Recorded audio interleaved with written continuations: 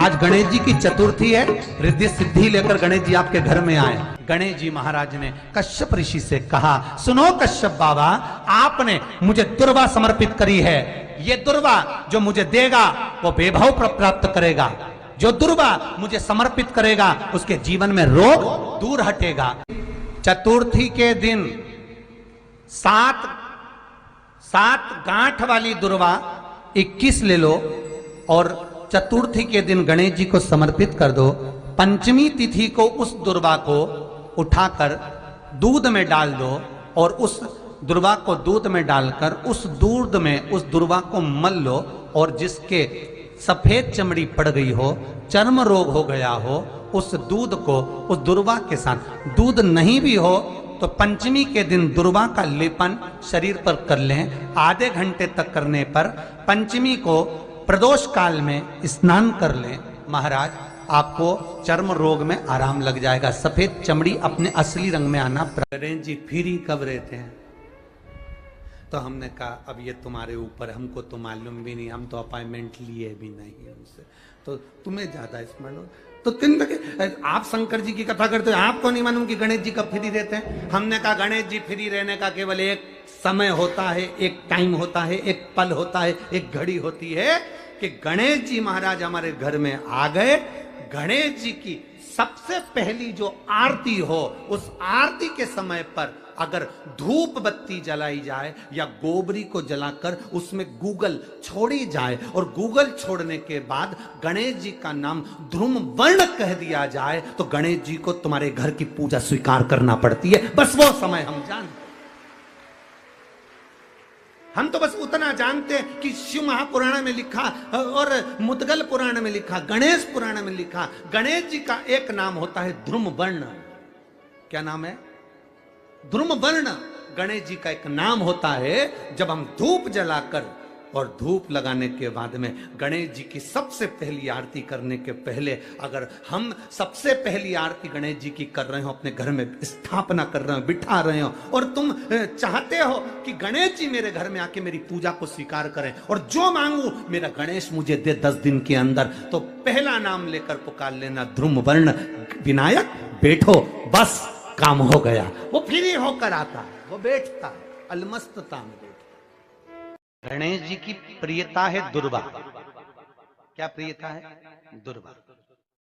कितनी दुर्वा गणेश जी को समर्पित करी जाती है? मात्र 5। कितनी?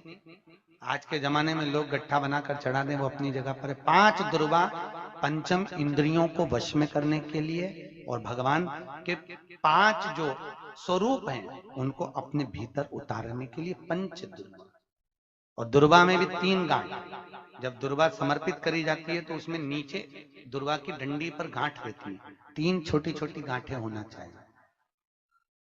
कितनी गांठ?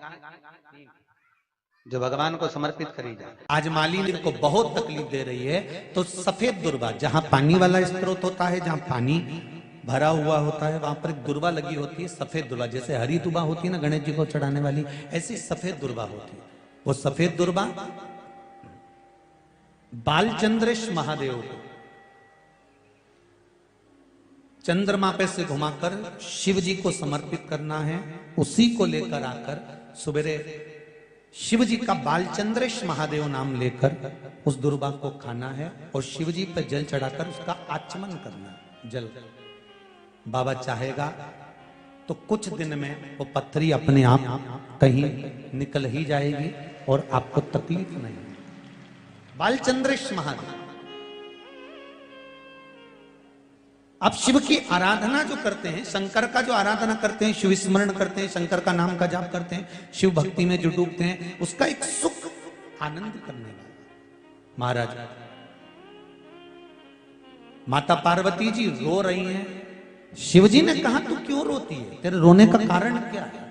क्यों रो रही है? किस लिए रो रही? प्रभु मेरा पुत्र आज मुझे गलत दृष्टि से देख रहा है, इसलिए मुझे रोना आ रहा है। शिव जी ने कहा चिंता मत कर, इसका अंतिम समय आ गया। जब व्यक्ति अगर माता को गलत दृष्टि से देखने लगे तो उसका अंतिम समय आने में देरी नहीं लगती। शिव जी ने उसी समय पर काल भैरव को प्रकट करा और भैरव को प्रकट कर कर उसी समय पर भगवान शंकर ने उस अंधकासुर के प्राणों को हर लिया। भगवान देवाधिदेव महादेव उस स्थान पर खड़े होकर स्वयं काल भैरव को वर प्रदान कर देते हैं। हे भैरव, तो जगत के कल्याण के लिए तेरा प्रागट्य हो, जगत कल्याण के लिए। ये श्रंभेश्वर महादेव जो नाम है,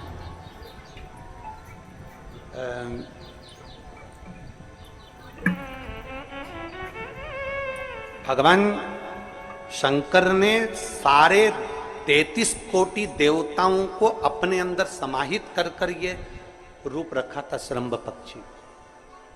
33 कोटि। मान लो आपके ग्रह अनुकूल नहीं चल रहे हो, कोई कह दे कि मंगल बेकार है, कोई कहे शनि बेकार है, कोई कहे रवि बेकार है, कोई के बुध बेकार है, कोई के गुरु बेकार है, कोई के शनि बेकार, कोई के ये बेकार, कोई के तुम्हारा ग्रह बेकार चल रहा है, तुम्हारी किस्मत बेकार चल रही है, तुम्हारा भाग्य बेकार चल रहा है। तो पहले तो जो तुमसे कह दे कि तेरा भाग्य बेकार चल रहा है, उसके चरण छू के उसको प्रणाम करके वापिस आ जाओ। क्यों? जिसने पृथ्वी पर जन्म दिया, जिसने नेत्र दिए, मुख दिया, हाथ दिए, पांव दिए, पूरा शरीर दिया, सारी इंद्रियां दी, रहने को घर दिया, खाने को अन्न दिया, अगर कोई तुमसे कहे कि तेरा भाग्य बेकार चल रहा है तो पहले तो उसको प्रणाम कर कर वापिस आ जाओ। एक शब्द भी मत सुनो, वापिस आ जाओ। क्योंकि दुनिया में आप सबसे ज्यादा भाग्यशाली हो जो भगवान ने आपको पृथ्वी पर पैदा करा।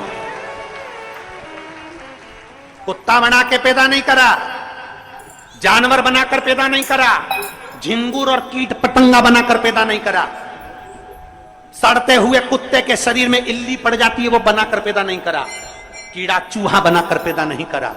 मेरे भगवान ने तुम्हें मनुष्य बनाकर पैदा करा है। जितने पृथ्वी पर मानव पैदा होते हैं ये अपने आप में भाग्यशाली होते हैं, कोई अभागा पैदा नहीं होता।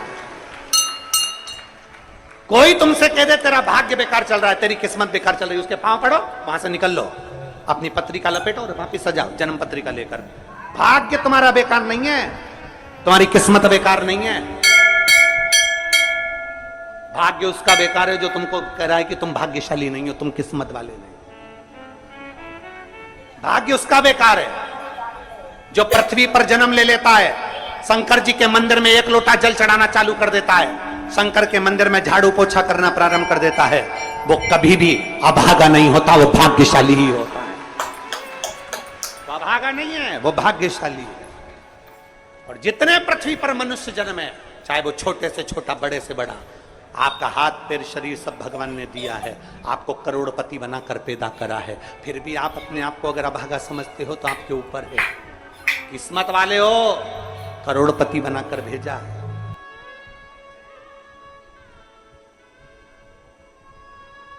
कुत्ता 1000, 10,000, 20,000, 25,000, 50,000 में बिकता है। तुम्हें तो भगवान ने 2-2 किडनी दिए, अभी बेचिए, अब 20-20 लाख में यूं बिक जाएगी।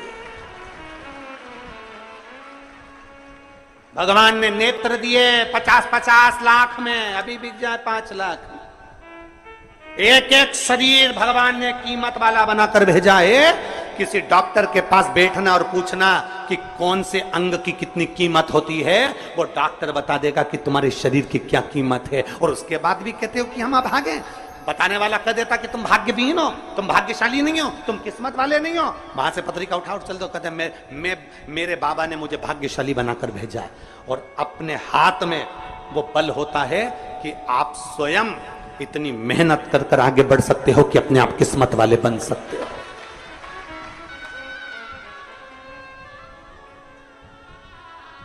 अपने आप। और हम तो बाबा चलते हैं। आप स्वयं भाग्यशाली हैं, आप स्वयं किस्मत वाले हैं। कोई कैसे कह दे तुमको कि तुम अभागे हो? ना ना, हमारे बराबर भाग्य नहीं है किसी का।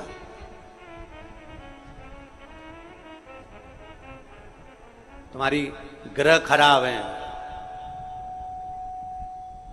तुम्हारे ग्रह खराब है। संभेश्वर महादेव का नाम 7 कनेर के पुष्प, कितने 7 कनेर मालूम है? ये रोड पर जो जाते हो डिवाइडर में पीला पीला फूल लंबा, जो कि पशु पक्षी कोई नहीं खाता, जहरीला फूल माना जाता है। कनेर के 7 फूल, एक बेलपत्र। जिस समय पर कनेर का फूल बेलपत्र के साथ चढ़ाया जाएगा तो 7 कनेर के पुष्प सीधी बेलपत्र पर आपको रखना। 2-3 प्रदोष कर कर देखना। अगर कोई आपसे कहे कि आपका भाग्य ठीक नहीं चल रहा, आपकी किस्मत ठीक नहीं चल रही, आपके ग्रह ठीक नहीं चल रहा है, आप भाग्यशाली नहीं हो, पहले तो वहां से उठ जाओ। उसके बाद में देवाधिदेव महादेव के पास 7 कनेर के पुष्प एक बेलपत्र में रखकर नंदीश्वर के पास में बैठकर श्री शिवाय नमस्तुभ्यम बोलकर अशोक सुंदरी वाली जगह पर स्पर्श कराकर भगवान शंकर पर 7 फूल के साथ बेलपत्री की डंडी अशोक सुंदरी की साइड हो, ऐसा स्मरण करते हुए शिव को समर्पित कर दे। वही बेलपत्री 5 बार नमः शिवाय या पंचाक्षर मंत्र, षडाक्षर मंत्र या श्री शिवाय नमस्तुभ्यम बोलकर वही बेलपत्री 3 प्रदोष, 4 प्रदोष, 5 प्रदोष, 2 प्रदोष, जितने प्रदोष आप चढ़ा रहे हैं प्रदोष काल में, वो बेलपत्री लाकर अपने कक्ष में अपने पूजन वाले स्थान पर रखते जाओ। एक बेलपत्री एक प्रदोष पर लाओगे, अगला प्रदोष आएगा, कितना अंतर पड़ता है आपके भाग्य बदलने में, आपको खुद मालूम पड़ जाएगा कि आपकी किस्मत कैसे बदल गई। मेहनत आपको करना है, परिश्रम आपको करना है, लगन आपको लगाना है, और बेलपत्री और कनेर का पुष्प शिव को चढ़ा। तो जो चतुर्थी का पूजन करने वाली होती है, जो चतुर्थी का नियम व्रत धारण करने वाली होती हैं, बड़ी बड़ी चतुर्थियां करती हैं या उसका नियम धारण करती हैं, तो चतुर्थी का जो पूजन करती है वो किस चीज के लिए होता है? केवल संतान, पुत्र, परिवार, हमारा कुटुंब, हम जिस कुल में हैं, हमारा कुल वैभव की ओर बढ़े, संपदा की ओर बढ़े और उसकी आयु बढ़े, उसकी आयु बढ़े, वैभव बढ़े। चतुर्थी के दिन 7 गांठ वाली दुर्वा 21 ले लो और चतुर्थी के दिन गणेश जी को समर्पित कर दो। पंचमी तिथि को उस दुर्वा को उठाकर दूध में डाल दो और उस दुर्वा को दूध में डालकर उस दूध में उस दुर्वा को मल लो, और जिसके सफेद चमड़ी पड़ गई हो, चर्म रोग हो गया हो, उस दूध को उस दुर्वा के साथ, दूध नहीं भी हो तो पंचमी के दिन दुर्वा का लेपन शरीर पर कर लें। आधे घंटे तक करने पर पंचमी को प्रदोष काल में स्नान कर लें। महाराज, आपको चर्म रोग में आराम लग जाएगा, सफेद चमड़ी अपने असली रंग में आना प्रारंभ हो जाएगी। आज भी नियम है, जिसके घर में ज्यादा चूहे होते हैं ना, 5 लड्डू चतुर्थी के दिन सोबरी ऋषि के नाम लेकर घर में रख दो, जिंदगी में कभी चूहा नुकसान नहीं करेगा घर में। श्री शिवाय नमस्तुभ्यम। हर हर महादेव। पूज्य गुरुजी ने इस वीडियो में 5 अप्रैल संकष्टी चतुर्थी के विशेष उपाय बताए हैं। वीडियो को अच्छे से देखकर उन उपायों को अपने पति और बच्चों की लंबी उम्र के लिए संकष्टी चतुर्थी के विशेष उपाय अवश्य ही आपको करने हैं। गणेश जी भगवान और महादेव जी आप पर और आपके बच्चों पर, आपके पति पर अवश्य कृपा करेंगे। वीडियो को अच्छे से देखकर समझकर उन उपायों को आप अवश्य करिएगा। वीडियो अच्छी लगे तो like, share and subscribe, comment में श्री शिवाय नमस्तुभ्यम हर हर महादेव अवश्य लिख देना। जाते जाते चैनल को सब्सक्राइब अवश्य कर देना। जय श्री राम, हर हर महादेव, जय श्री महाकाल।